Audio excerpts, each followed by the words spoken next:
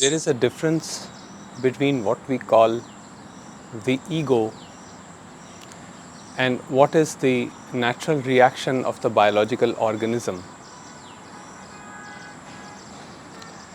Let's say that if you are in a situation, let's for example say that you are very close to a motor vehicle which is rushing towards you. In that situation, your body will create a natural reaction to protect itself. That is not the ego reaction, but that comes from the instinct of self-preservation, which is given to all human beings. Similarly,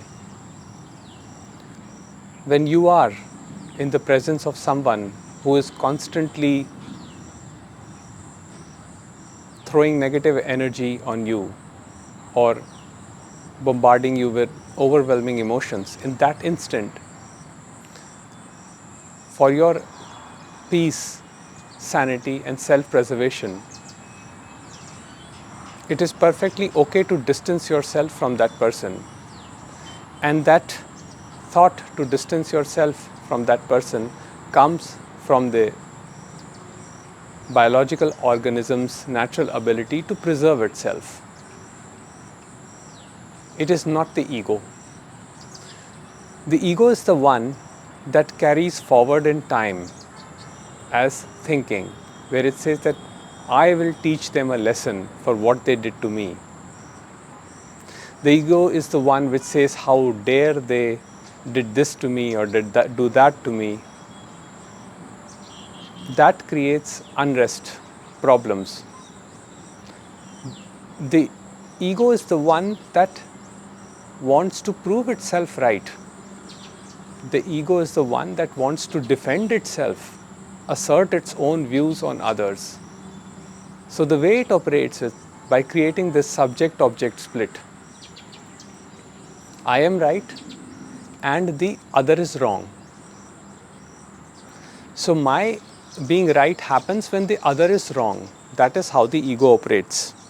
Unless and until I prove that the other is wrong, I cannot be right. So you see, ego is not about learning. Ego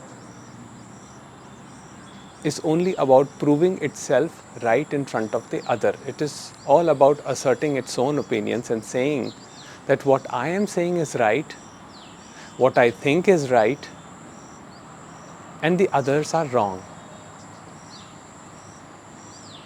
Therefore, it is futile to get into arguments and debates with people who are fixated with that kind of thinking.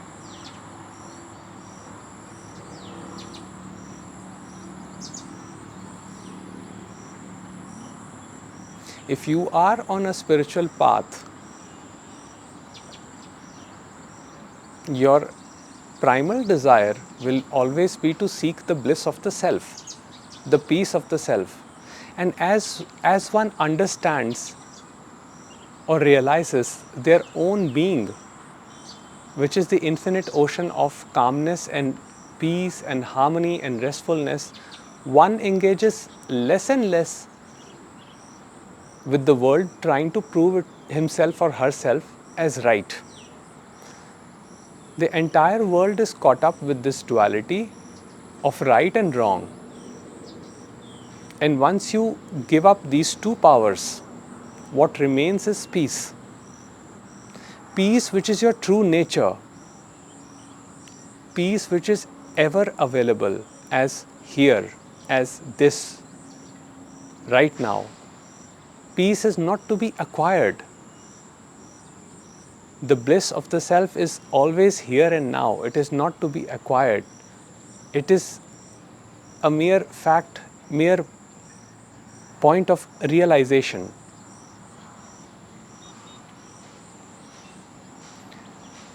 It is only when we get caught up in this duality that somehow others are planning and plotting against me, that the world is out there to get me, that I have to fight the world and I have to prove myself and I have to put others in their place. That is where we get caught up endlessly in the mind's game of entanglement. You see, the mind does not know peace. Although mind is made up of peace, but when the mind objectifies itself and creates the subject-object split, it does not know peace. So the true peace comes when there is a complete breakdown of this relationship of subject and the object. Subject being me being right, and the object being you or the other being wrong.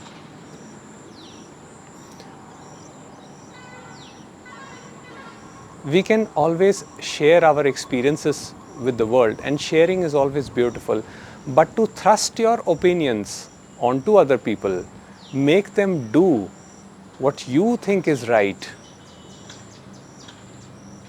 make them see the world from your lens, is doership.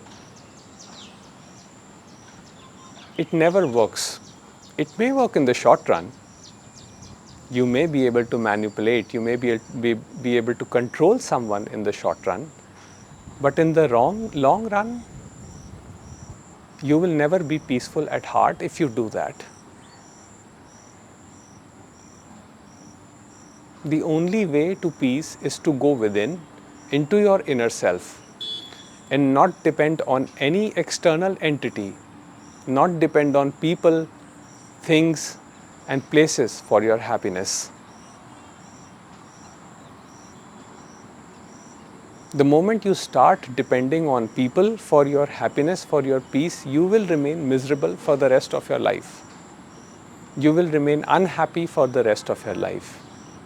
There is nothing more intimate to you than your own self, which is shining as here and now.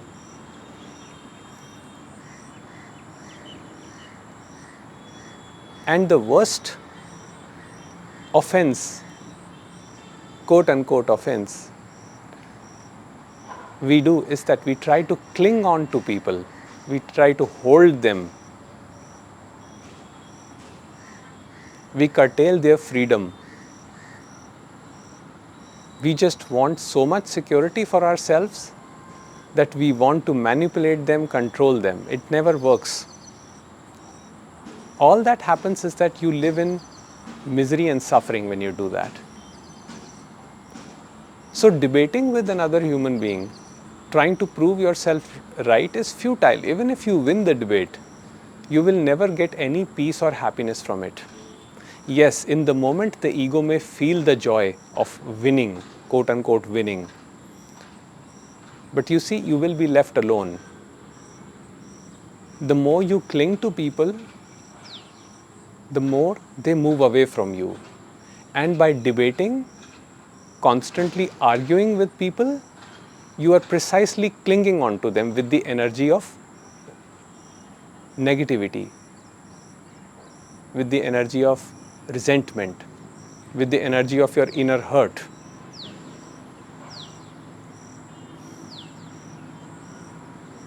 Which is not very desirable by the others. The more you try to tell people what they should or should not do, the more they will move away from you.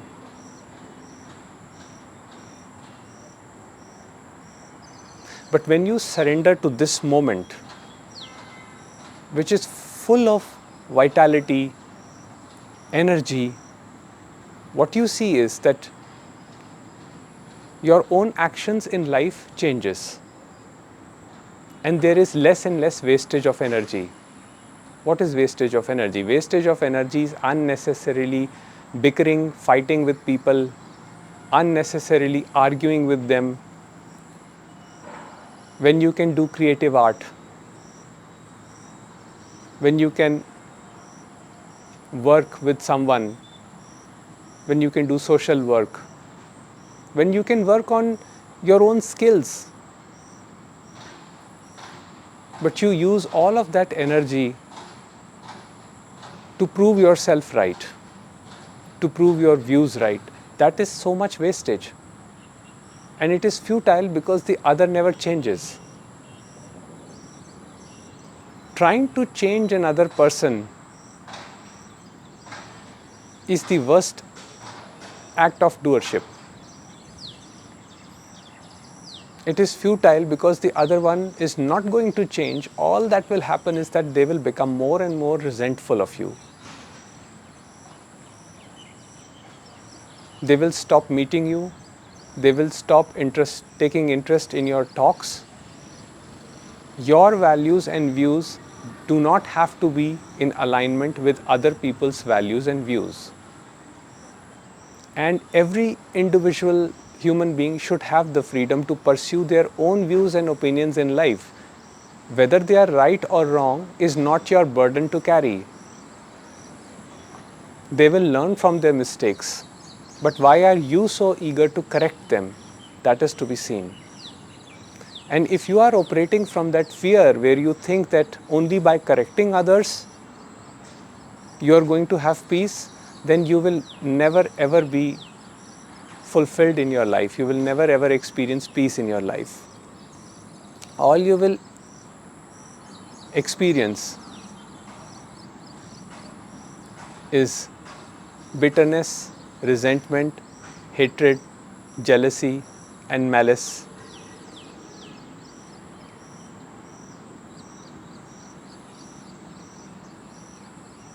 People will become spiteful.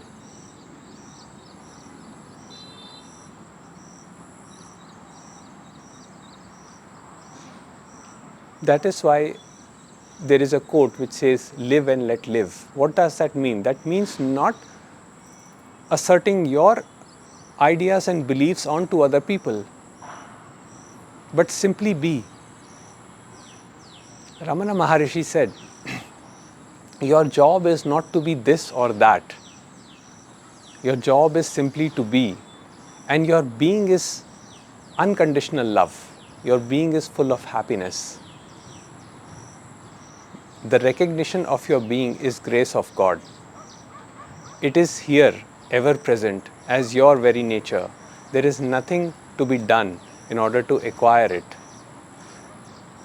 Revel in that energy, bathe in that energy, embrace that energy,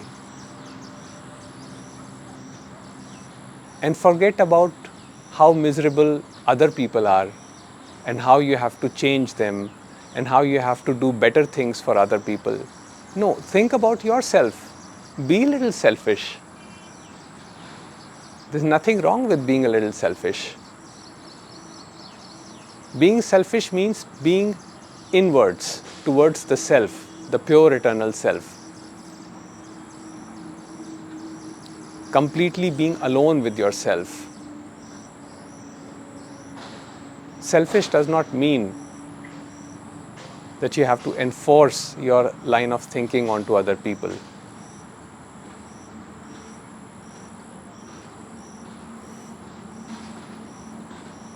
So be a little selfish. The word is divided into two: self-ish, something which is resembling the self. Self with the capital S, the eternal consciousness, that is your true nature. We are so caught up with the ideas of right and wrong and what we have to do for the world and how we have to make this world a better place. But what are we doing in the end? We are fighting wars to this day. We have disrupted dysfunctional homes where people are fighting with each other.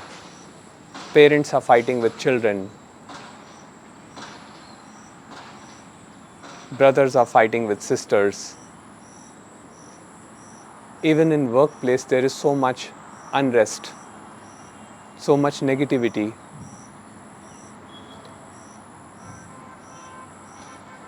There is complete chaos. And then we wonder,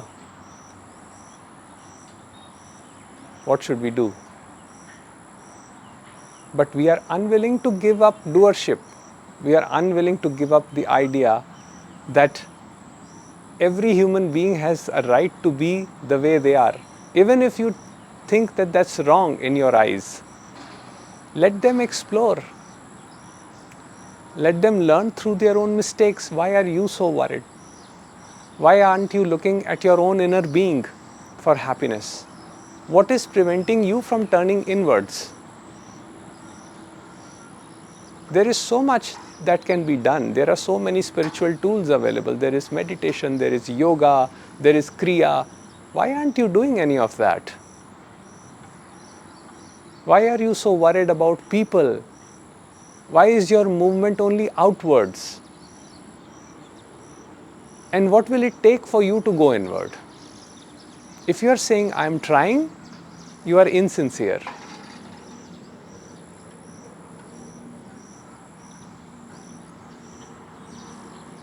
It's just your mind coming up with a defense, saying, okay, I am trying. See the trick of your mind. See what it's playing you. It still wants you to remain caught up between this duality of right and wrong. So it is your choice in the end. Are you willing to drop all of it and swim into that eternal ocean of unconditional love? Or you want to remain caught up in this daily drama of life where things are never smooth, where there are problems, where there are fights?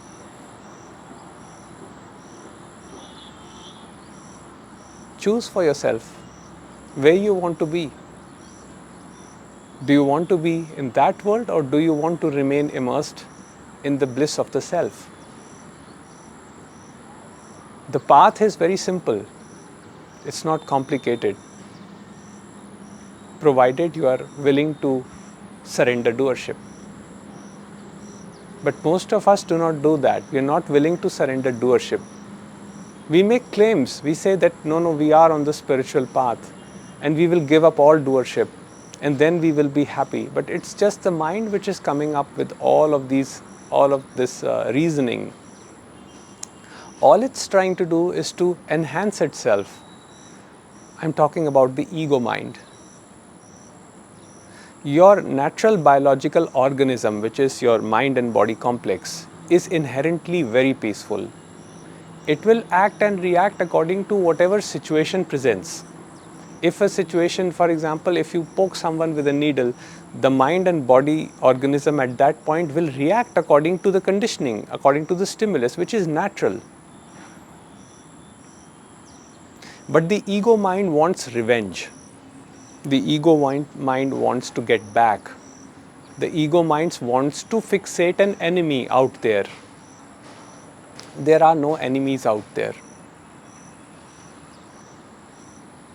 Your worst enemy is within. And if you don't confront that monster at some point, it will swallow you. It will keep eating you for the rest of your life. So spiritual path, Nisargadatta Maharaj said, requires courage. Courage to go inward and see the reality for what it is. Rather than trying to change things outwardly, one simply goes within. And even when going within, one does not have to change anything.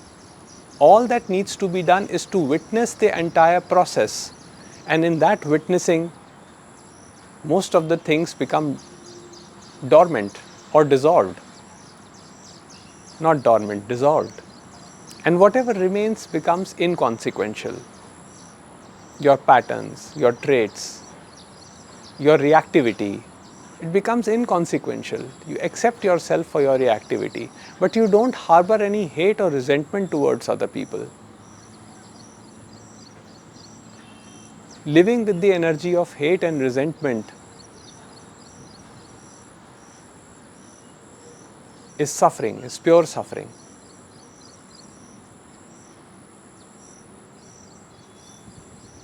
So go within and see what is there.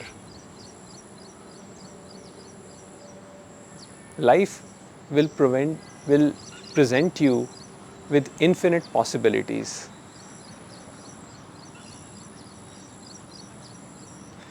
And those possibilities will give you the means to live peacefully in your daily life, irrespective of what is happening around you. But get out of this drama of life, get out of this mental entanglement, and see the bliss which is here and now. This is all there is. There is nothing else. Consciousness is all there is.